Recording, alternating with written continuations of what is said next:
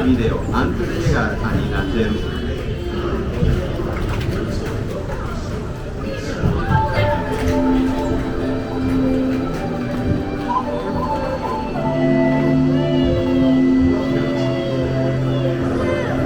Welcome to a voyage of discovery and awareness of the richness, the diversity, and the often surprising nature of living with the land. Our journey begins as dramatic and sudden changes are sweeping over the land. The approaching storm may seem violent and destructive to us, but to nature, it's a new beginning in the cycle of life.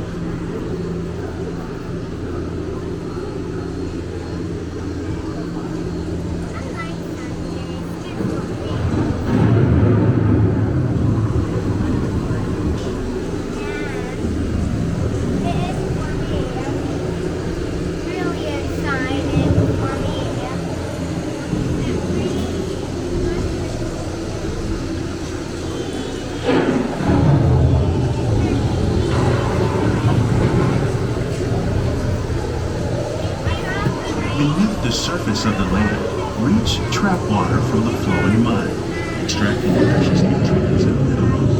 These elements, when combined with sunlight, create the diverse living systems of our planet.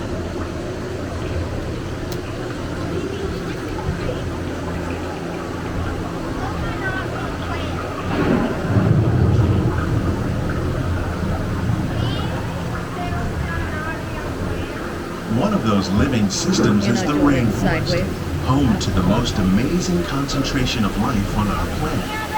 These dense and beautiful forests cover only a tiny portion of the Earth's surface, but they contain more than half of its plant and animal species. Rainforests are also extremely rich and productive living systems, providing us with oxygen, food, medicines, and other elements essential to our lives.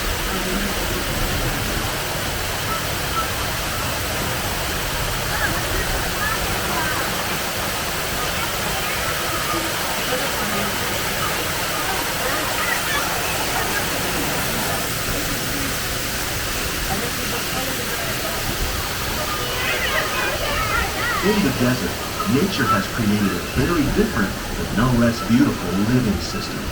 And while this arid landscape may seem lifeless, it is very much alive. The plants and animals that have learned to survive in these harsh conditions make use of what little water they can find and avoid the scorching rays of the relentless sun.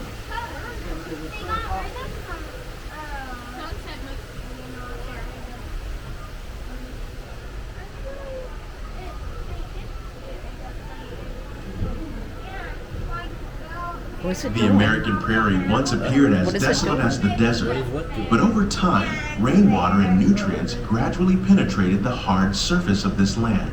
Even the hooves of the mighty buffalo helped create the rich soil that would one day become home to the American farm.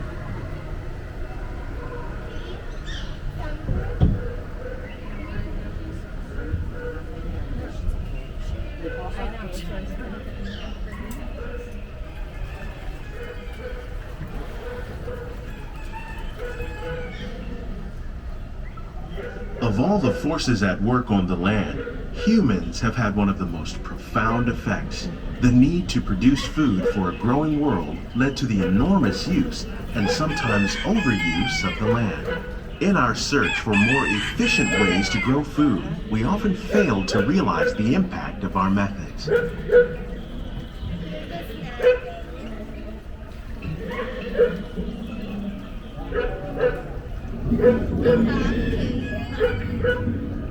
Today, we're learning to live with the land, discovering better ways to grow food that will assure both human and environmental well-being.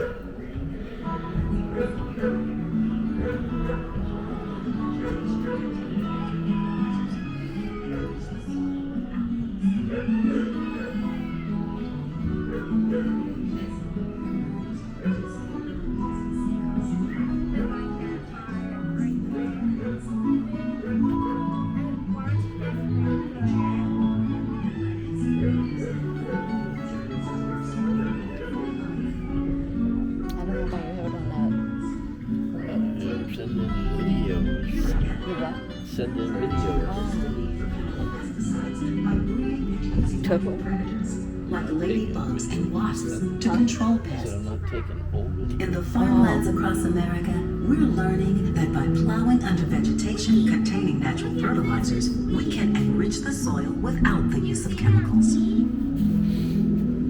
In arid regions, we're learning to produce food on desert seacoasts by developing and planting crops that thrive on salt water. In Japan, we're learning that by mixing leaves and other living materials into our soil, we can make farmland more fertile without the need for chemicals.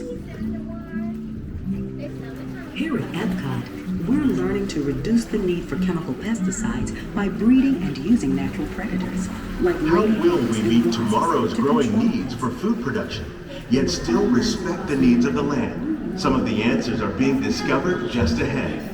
To help us maintain these carefully controlled ecosystems, and for your safety, please remain seated in your boat at all times.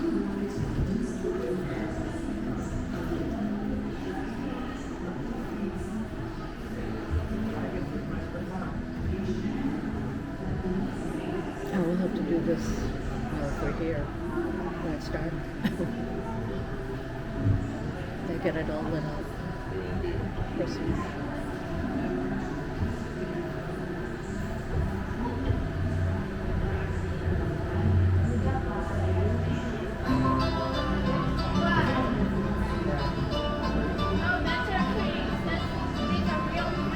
Welcome to our glimmering greenhouses, where scientists from Epcot and the U.S. Department of Agriculture illuminate the wondrous gifts we receive from the land. Join us as we ring in the most bountiful time of the year.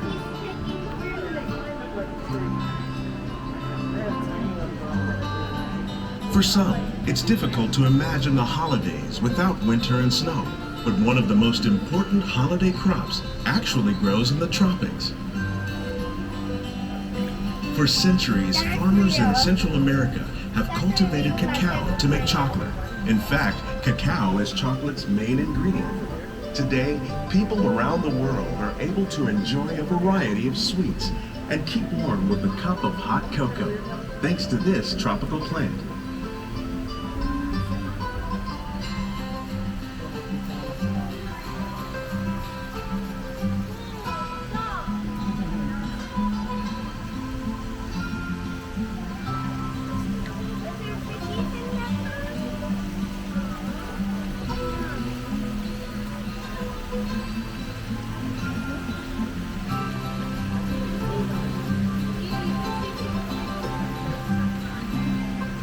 Yeah, we just found one.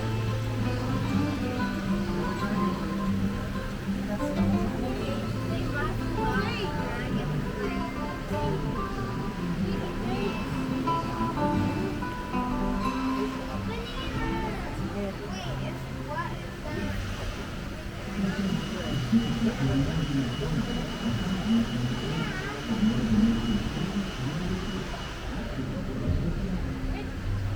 It's the tomato.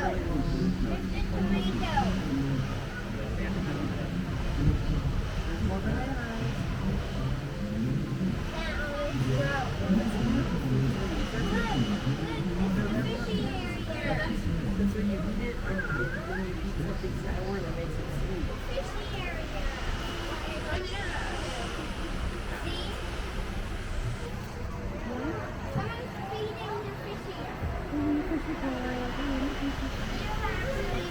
When you think of holidays, you might not think of fish, but seafood is an essential part of many festive meals.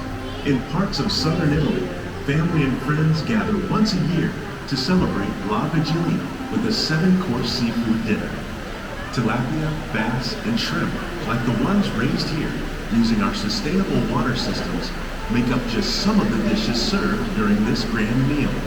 Today, in the United States, the tradition is known as the Feast of the Seven Fishes.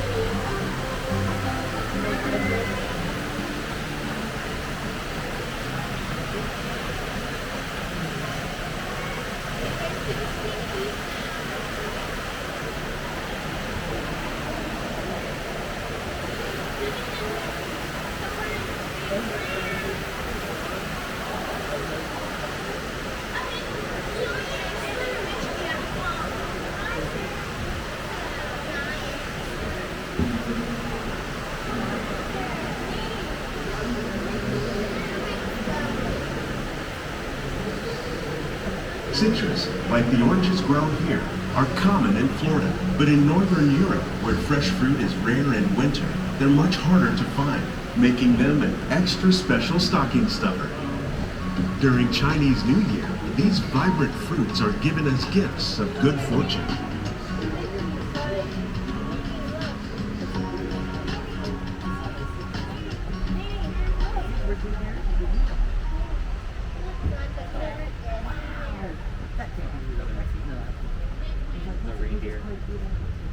No, they made it look like that.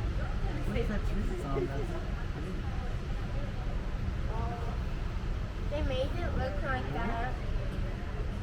Yeah. Mint.